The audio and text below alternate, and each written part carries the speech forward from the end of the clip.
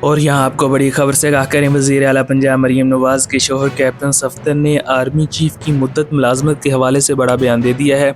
Captain Safdar کا کہنا ہے کہ نااہل اور نالائق کو ایکسٹینشن نہیں دینی چاہیے۔ نجی انٹرویو میں صحافی نے سوال پوچھا کہ خان صاحب نے جب جنرل باجوہ کو ایکسٹینشن دی تو بعد میں کہا یہ ایک غلط فیصلہ تھا، تو آپ سمجھتے ہیں کہ جو موجودہ آرمی چیف ہیں انہیں ایکسٹینشن ملنی چاہیے یا کسی بھی آرمی چیف کو ایکسٹینشن ملنی چاہیے؟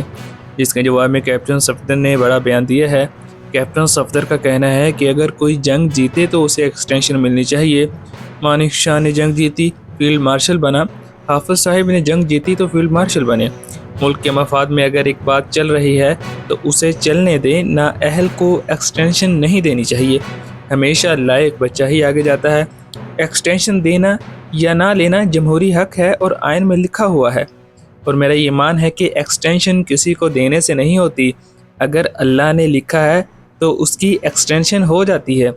راحیل شریف سمجھتے تھے کہ انہیں ایکسٹینشن مل جائے گی، نہیں ملی کیونکہ اللہ نے نہیں دی۔